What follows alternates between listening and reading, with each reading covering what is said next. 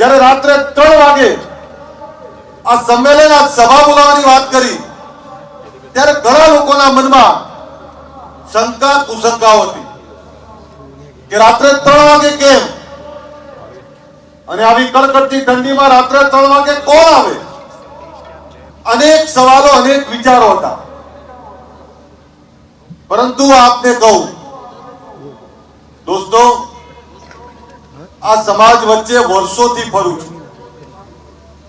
એ સૌરાષ્ટ્રથી શરૂ કરેલી મારી સફર સૌરાષ્ટ્રના એક એક ગામડાઓમાં ફર્યો છું. ઉત્તર ગુજરાતના એક એક ગામડાઓમાં ગયો છું. મધ્ય ગુજરાતથી લઈને દક્ષિણ ગુજરાત સુધી ગયો છું. અલ્પેશ ઠાકોર રાતોરાત નહીં દેખાણો. એના પહેલા આ ગામડાઓ અને ગામડાઓની ધૂળ મેં જોઈ છે, ધૂળ ખાધી છે. એ બનાસકાંઠા, પાટણ, મહેસાણા, ગાંધીનગર, સાબરકાંઠા, અરવલ્લી, પંચમહાલ, મહીસાગર, આણંદ, ખેડા, વડોદરા, ભરૂચ, સુરત, નવસારી, અમદાવાદ, સુરેન્દ્રનગર, મોરબી, કચ્છ, રાજકોટ, જુનાગઢ, જામનગર, ભાવનગર, બોટાદ, આખા ગુજરાતમાં આ ગુજરાત ક્ષત્રિય ઠાકોર સેના ઓબીસી એકતા મંચની સ્થાપના કરી છે. દોસ્તો, જ્યારે સમાજના સંગઠનની વાત કરી મેં, ત્યારે સમાજની અનેક પીડાઓ હતી. કોઈ કદાચ પર સવાલ કરે કે ગુજરાત ક્ષત્રિય ઠાકોર સેનાની સ્થાપના કર્યા પછી સમાજને શું મળ્યું, તો તમારી છાતી ઉપર હાથ મૂકીને જવાબ આપજો કે બનાસકાંઠાના ઠાકોરને આ અમદાવાદના રાણીપમાં અલ્પેશ ઠાકોર કોણ રહે છે ઓળખતા હતા ખરા તમે? એક તાલુકાના એક ગામથી બીજા ગામના આપણે નતા ઓળખતા. ત્યારે એક તાલુકાથી બીજો તાલુકો, અને એક એવો ટણીવાળો સમાજ જેને એક આખું ગામ એક રાખવું હોત તોય આંખે પાણી આવી જાય. અને એ સમાજને ઉત્તરથી દક્ષિણ, દક્ષિણથી મધ્ય, મધ્યથી સૌરાષ્ટ્ર સુધી એક કરવું એ કોઈ નાના છોકરાના ખેલ નથી. 15 વર્ષથી આ સંગઠન ચલાવીએ છીએ. પણ આ સંગઠન 15 વર્ષ થયા બને, પણ મારી સામાજિક સફર તો 25 વર્ષથી ચાલે છે. આ એ જ નેતાઓ છે જેણે લબરમુછીઓ અલ્પેશ ઠાકોર જોયો હતો. આ એ જ નેતાઓ છે, આ નેતાઓએ એ 50 કિલો વજન વાળો અલ્પેશ ઠાકોર જોયો હતો. આ એ જ નેતાઓ છે જેમની આંગળી પકડીને હું સમાજ સેવાને રાજનીતિ શીખ્યો. આજે એ જ નેતાઓ આપણાને આશીર્વાદને, સહકારને, સમર્થન આપવા આવ્યા છે. આ ધન્યવાદને પાત્ર છે આ તમામ નેતા. તમામ નેતાઓની રાજનીતિક વિચારધારા અલગ છે, પણ સામાજિક વિચારધારા માટે એક મંચ ઉપર બેઠા છે. આવું ક્યારેય ના બને. એ તો ભગવાન ભોળોનાથ આપણી જોડે હોય, માં પરમાત્મા અને માં કુળદેવી આપણી જોડે હોય તો જ આ થઈ શકે, બાકી ના થાય. અને સાહેબ, કલ્પના તો કરો, ધોળા દિવસે ગાડીઓના ભાડા મૂકો તોય ભેગા ના થાય. એ રાતના અંધારામાં રાતના 3 વાગે આ સમાજ ભેગો થાય. સાહેબ, જાગ્યો છે સમાજ. કોઈએ મને પૂછ્યું કે રાતના 3 વાગે શું અભ્યુદય શેનો? અભ્યુદયનો મતલબ શ્રેષ્ઠ સમય. અભ્યુદય એનો કે હા, હવે વ્યસનની સામે જાગ્યા છીએ.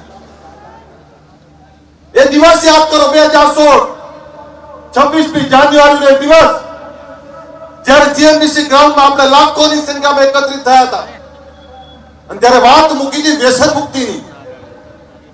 અને જ્યારે વ્યસન મુક્તિની વાત મૂકી ત્યારે લોકો આપણા પર હસતા હતા. કેમ હસતા હતા? કે આપણામાં વ્યસનો ખૂબ હતા. કોઈ સમાજનો દીકરો રાહ ભટકેલો દારૂ પીને જતો હોય તો લોકો એવું જ કે આ ઠાકોર હશે. પણ જ્યારે 2016 26મી જાન્યુઆરીએ વ્યસન મુક્તિનો મહાકુંભ કરીને વિચારધારા મૂકી કે હવે અમારે અમારા નવલહિયા યુવાનોને, અમારા દીકરાઓને ભર જવાનીમાં ખોવા નથી. અમારી દીકરીઓને ભર જવાનીમાં વિધવા નથી જોવી, અમારા દીકરા ને દીકરીને અનાથ નથી જોવા. એટલે આ વ્યસન રૂપી રાક્ષસને બગાડવો છે, એના માટેનો વ્યસન મુક્તિનો મહાકુંભ કર્યો. અને સાહેબ, આ ગુજરાત ક્ષત્રિય ઠાકોર સેનાના મારા તમામ યુવાનો,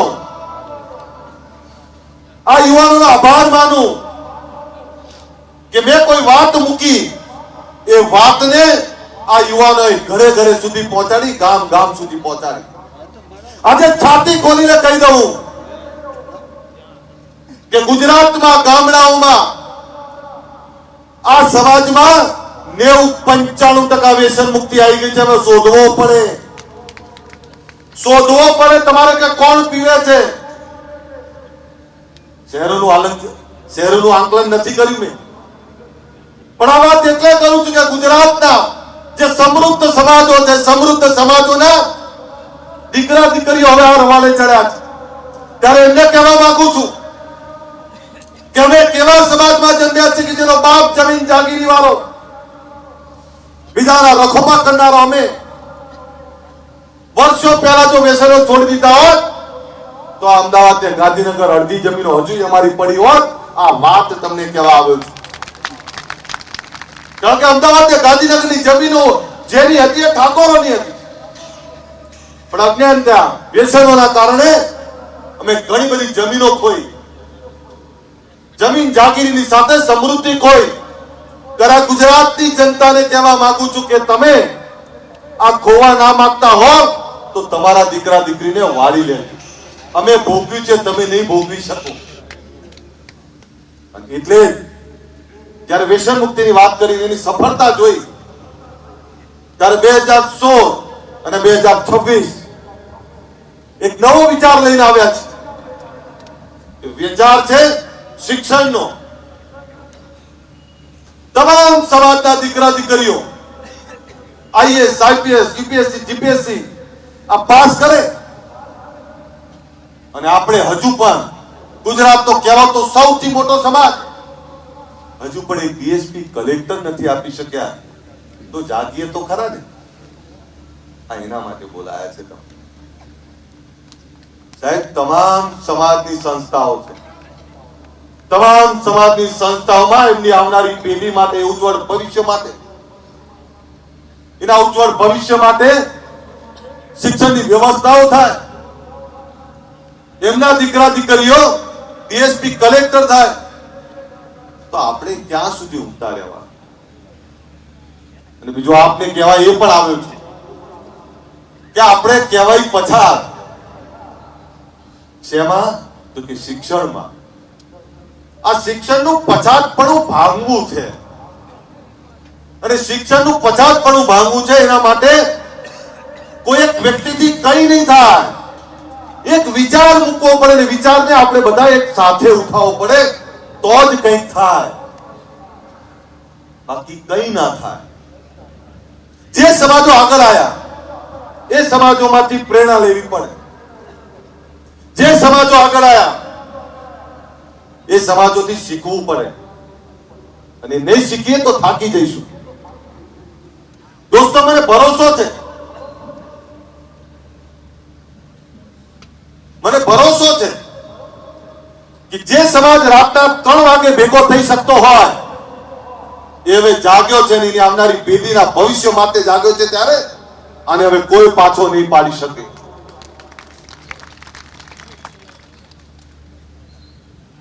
रात नहीं ख्वाब बदलता है,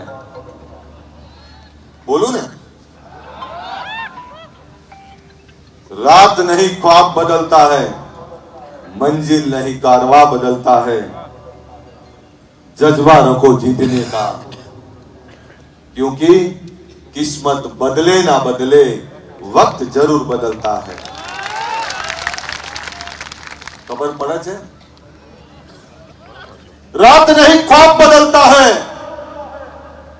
रात नहीं ख्वाब बदलता है, मंजिल नहीं कारवा बदलता है, जज्बा रखो जीतने का, क्योंकि किस्मत बदले ना बदले वक्त जरूर बदलता है. વખત બદલવો છે ને એટલે ભેગા કર્યા છે તમે. સમય પાછો લાવવો પડે, સમયના પન્નાને પાછા ફેરવવા પડે. એ ચાહે શિક્ષણની વાત હોય, ચાહે રોજગારની વાત હોય, કે ચાહે ભાઈ રાજનીતિની વાત હોય.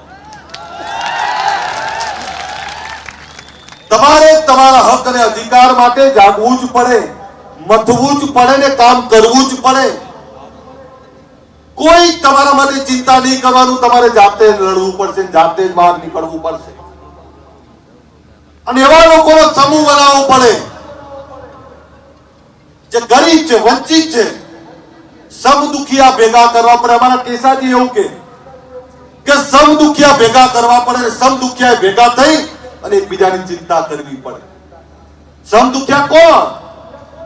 તે ગરીબ છેવાડા મેં આદિવાસી મારો ભાઈ. સબ દુખિયા કોણ? તે ગરીબ છેવાડો ને આપણો દલિત ભાઈ. સબ દુખિયા કોણ? તે રવારી ભરવાડ. સબ દુખિયા કોણ? તે દરજી પ્રજાપતિ પંચાલ નો આપણો ભાઈ. સબ દુખિયા કોણ?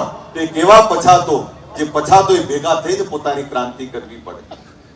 એની વાત કરવા માટે બોલાવ્યો છું. આ ગુજરાતનો ઠાકોર સમાજ એ કેવો સમાજ જેને પોતાની લડાઈ જાતે લડવી પડે ને બીજાના રખોપા કરવા પડે. એના માટે તમને બોલાયા છે. અને રાતના 3 વાગે બ્રહ્મ મુહૂર્તમાં જયારે તમને બોલાયા છે ત્યારે ગુજરાત સરકારે બજાર કિંમતના 50% ભાવથી આપણા સમાજને શૈક્ષણિક હેતુ માટે જમીન આપી છે. એના માટે આદરણીય નરેન્દ્રભાઈ, અમિતભાઈને, ભૂપેન્દ્રભાઈનો આભાર માનું. પરંતુ મેં વાત એ પણ કરી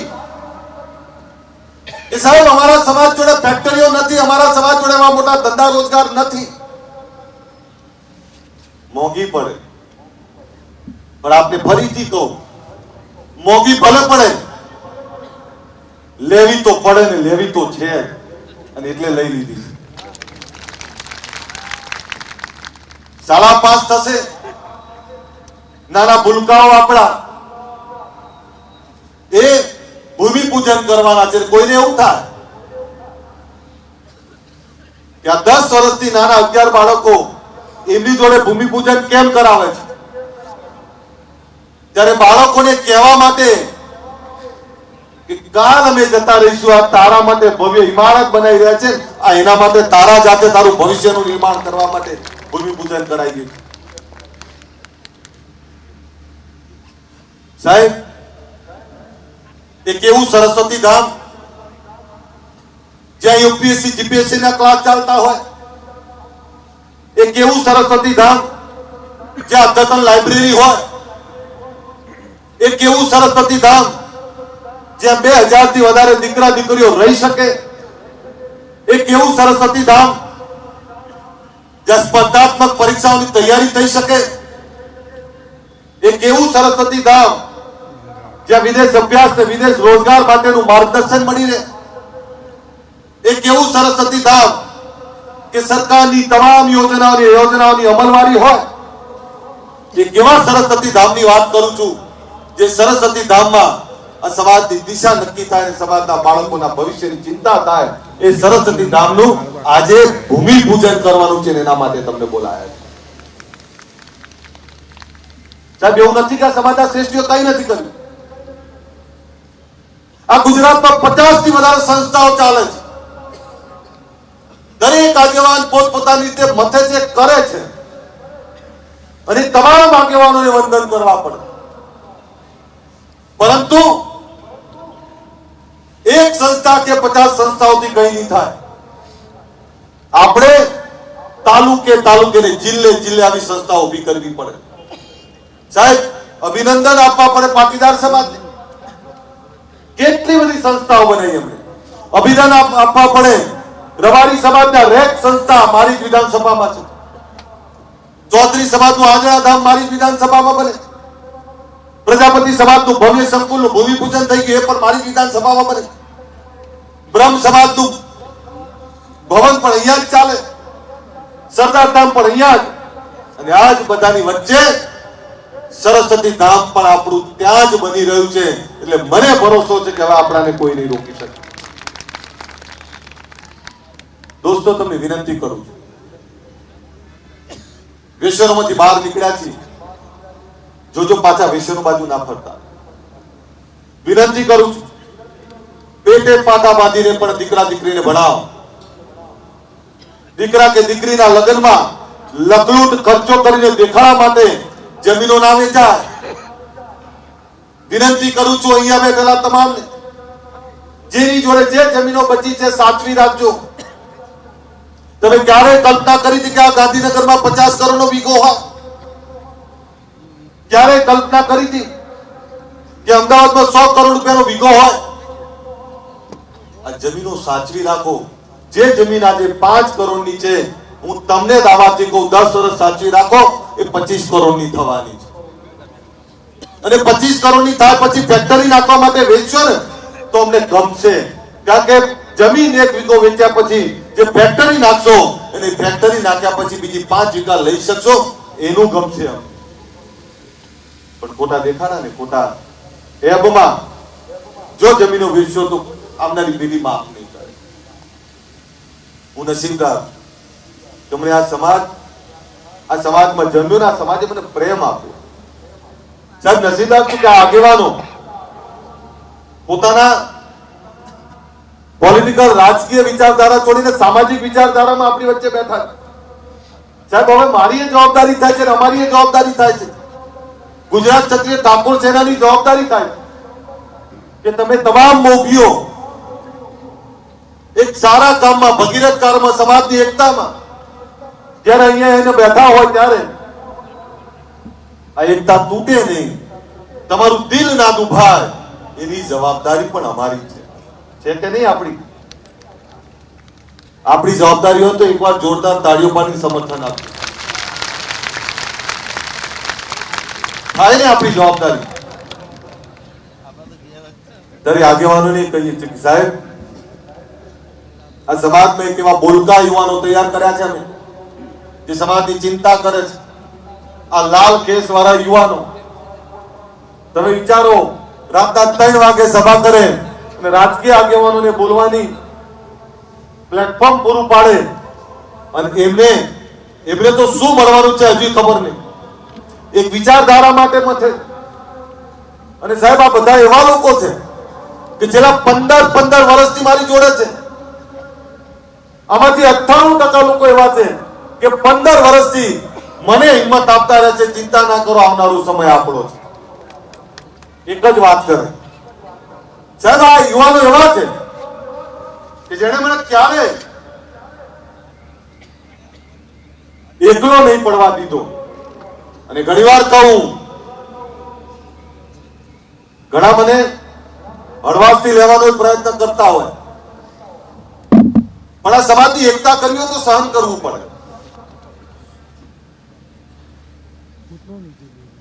આજે જે સરસ્વતી ધામની વાત કરીએ છીએ આપણે, અને જ્યારે સાચું કામ થતું હોય ત્યારે તમામ લોકો સમર્થન આપતા હોય, અને ત્યારે આટલા બધા લોકો અહીંયા ઉપસ્થિત છે, બધાનો હું આભાર માનું. સાહેબ, અમારે વિચારધારા જે મૂકી છે, વિચારધારાને વધારે મજબૂત કરવી છે. એમાં તમારા બધાના સહકારની જરૂર છે. પરંતુ જે લોકો આ ગરીબ, વંચિત આ સમાજને કમજોર સમજતા હોય તેવા લોકોને કહું છું કે અમે જાગ્યા છીએ. અને તમામ સમાજોને આભાર માનું કે જ્યારે આખા ગુજરાતનો સમાજ અહીં આવતો હતો, ત્યારે રબારી સમાજે નક્કી કર્યું કે આજે અમે દૂધ નહીં ભરાઈએ. એમણે દૂધ માટેની વ્યવસ્થા કરી. પાટીદાર સમાજે એવું કીધું કે અમારે નાસ્તો કરાવો છે, આખો ગુજરાતનો સમાજ આવે છે, ત્યારે અમે નાસ્તાની વ્યવસ્થા કરી. એમણે ચૌધરી સમાજના યુવાનો અહીંયા મચી રહ્યા હતા, એમણે નાસ્તાની વ્યવસ્થા કરી. બ્રહ્મ સમાજના યુવાનો છે, વડગામથી અમદાવાદથી આવેલા, અહીંયા નાસ્તાની વ્યવસ્થા કરી. અહીંયા દરબાર સમાજના યુવાનો કામ કરતા હતા. સાહેબ, તમે જ્યારે સાચું કામ કરો ત્યારે 10 દિશાઓમાંથી તમને સમર્થન મળે. મારા ગુજરાત ક્ષત્રિય ઠાકોર સેનાના મારા તમામ યુવાનોની માફી માંગુ, કારણ કે આજે એમને બધાએ બોલવાનું હતું, પણ માફ કરશો, સમય ખૂબ છે. સમય એટલો બધો હતો કે આખી રાત ગઈ છે. તમને સાંભળી નહીં શક્યા, પણ તમે ખૂબ મહેનત કરી છે. તમારા થકી જ આ સંગઠન છે. તમને સાંભળવા હતા, મારે સાંભળવા હતા. તમને ઘણીવાર કોઈ વસ્તુમાં ટોકું, રોકું, કદાચ કડક થવું, પણ તમે ક્યારે મને સામે જવાબ નહીં આપ્યો. તમે હંમેશા મને એક વડીલની રીતે તમારી જોડે રાખ્યો. પોતાના ઘરનો મોભી હોય એ રીતે જ મને રાખ્યો છે. સાહેબ, અમારી ગુજરાત ક્ષત્રિય ઠાકોર છે ને, એ મારું હૃદય છે, મારો આત્મા છે. આ સમાજ મારો આત્મા છે. સાહેબ, મેં તો રાજનીતિ પણ આ લોકો માટે જ પસંદ કરી છે. અને કહી દઉં આપને, જે દિવસે મને એવું લાગશે કે હું રાજનીતિમાંથી તમને કંઈ નહીં આપી શકું, હસતા મોય નીકળી જઈશ, પણ તમારી વચ્ચે રહેવાનું પસંદ કરીશ. મને એવો મોહ નથી રાજનીતિનો કે જેનાથી હું તમને કંઈ આપી ના શકું. મરતા મરત કંઈક આપી જઈશ એટલું યાદ રાખજો. આ એક ભવન આપ્યું છે, આવનારા સમયમાં 8 ભવનોના ખારત મુહૂર્ત કરવાના છે. મારા માટે પહેલા તમે છો, મારા માટે એ પહેલા ગરીબ લોકો છે. હું એ બાપનો દીકરો છું, એ સમાજનો દીકરો છું કે જેનો બાપ તમામ સમાજોના રખોપા કરતો હતો, તમામ સમાજોની ચિંતા કરતો હતો. ત્યારે એ જ ક્ષત્રિય ઠાકોરની વાત કરું છું જે તમામ સમાજોની ચિંતા કરે. પણ આજે જ્યારે મારે મારા સમાજની ચિંતા કરવાની થઈ છે, ત્યારે એટલું યાદ રાખજો, આવનારો સમય આપણી રાહ જુએ છે. આ અભ્યુદય એનો છે, નથી વ્યસન કરવું. અમારે અમારા બાળકોને ભણાવવું છે, એનો અભ્યુદય કરવો છે. અમારા વ્યસનોમાંથી બહાર નીકળી અમારા બાળકો માટેની રોજગારની દિશાઓ ખોલવી છે. આ એનો અભ્યુદય કરવો છે. અભ્યુદય એટલે શ્રેષ્ઠ સમય 2016-2026 આજે વચન આપીને જઉં છું કે 2036 માંથી 10 વર્ષ જયારે પૂરા થશે, ત્યારે 2036 ની એ સભાની અંદર કદાચ અમે નીચે બેઠા હઈશું, પણ એટલું દાવાથી કહું કે 2036 માં સમાજની કોઈ દીકરી ડીએસપી બનીને ભાષણ કરતી હશે, કોઈ દીકરો કલેક્ટર બનીને ભાષણ કરતો હશે. આ એનું ભૂમિપૂજન કરવા માટે બોલાયા છે. જોવો છે ને એવો સમય, તો તમારો હુંકારો જોરદાર આવે ને તો જ હું બોલું, બાકી તો બંધ કરી દઉં. જોવો છો ને સમય, આ એનું ભૂમિપૂજન કરવા બેઠા છે. અને ત્યારે તમને એ પણ કહું, વંચિત, ગરીબ, શોષિત એ કોઈ અન્યાય અત્યાચાર નહીં સહન કરે. જ્યારે જ્યારે એની વાત આવી ત્યારે પણ આપણે લડવું પડશે, એની માટે લડવું પડશે, નીતિઓ સામે લડવું પડશે. ક્યાંક કોઈ નીતિ આપણાને અડચણરૂપ બને તો એ નીતિઓ સામે બોલવું પડે. મર્દાનગી એનું જ નામ છે ભાઈ.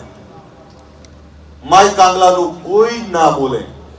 જે લડાઈ એ જ લડી શકે જેનામાં જીગર છે, જેનામાં હિંમત છે ને જેનામાં ઈમાનદારી છે. તમારે ઘણીવાર બધા મને હસતો જોવે કે ક્યારેક કોઈ મને એવું કે હસવાનું બંધ કરી દે, पर ये लोगों को खबर नहीं. मेरे चेहरे को पढ़कर कुछ लोग समझते हैं कि मुझे जानते हैं.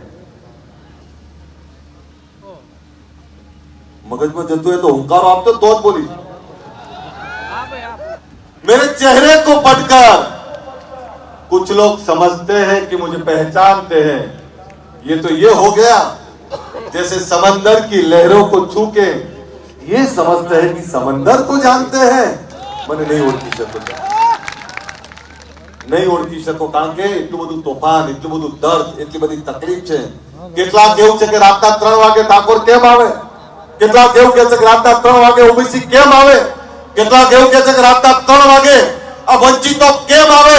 એ ભૂખ્યા છે એટલે આયા છે, પોતાની દિશા ખોલવા આયા છે, આ એટલે રાતના 3 વાગે આયા છે.